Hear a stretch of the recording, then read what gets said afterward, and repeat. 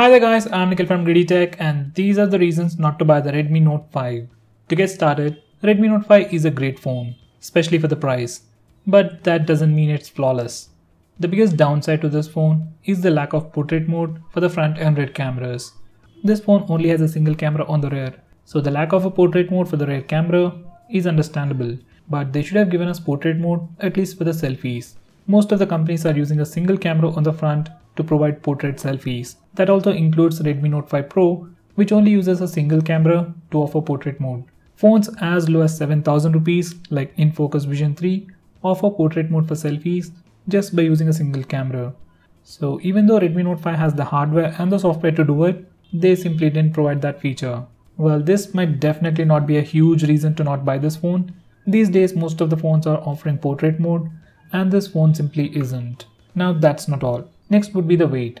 This phone weighs 179 grams without the case and 194 grams with the case. So if you are very sensitive to weight, if you are looking for a lightweight phone, then this is definitely not the best choice for you. There are some more cons too. First would be the lack of a dedicated SD card slot. Well, it's not like Xiaomi couldn't do it. With phones like Redmi Y1, Y1 Lite and the Redmi 5A, they offered a dedicated SD card slot. But for Note 5, they went with a hybrid SIM slot. Next, there is no fast charging this year either. Now, fast charging isn't all that important, but we didn't get anything drastically new with the Note 5. We got the same design from Note 4 and the Note 3, except for the display and cameras, there isn't anything all that new on the Note 5. So something like fast charging would have added a great value to it. Now finally, I think the major reason not to buy this phone is to buy the Redmi Note 5 Pro. 10,000 variant of this phone comes with just 32 GB of storage, which is not sufficient, out of which you get around 23 GB of storage, and if you use dual SIMs, that 23 GB of storage might not be sufficient for you. So you have to go with the 64 GB variant priced at 12,000 rupees.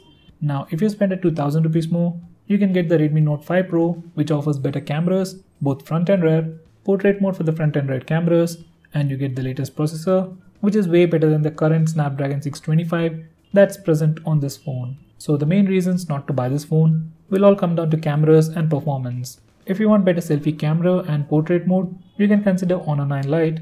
If you want better cameras and performance, you can consider the Note 5 Pro. If cameras are not your priority and performance isn't all that important, then you can definitely go with the Note 5. So guys, that's pretty much it for this video. What's your reason to buy this phone or not buy this phone? Do let me know by commenting below this video. If you are planning to buy this phone, use the link in the description. It really helps the channel. If you want us to make any specific video, tweet out to us with the hashtag AskGreedyTech on Twitter and we will try to make it as soon as possible. If you like this video, hit that like button and subscribe to our channel to see more cool videos on tech. I'm Nikhil from GreedyTech signing off. Have a nice day.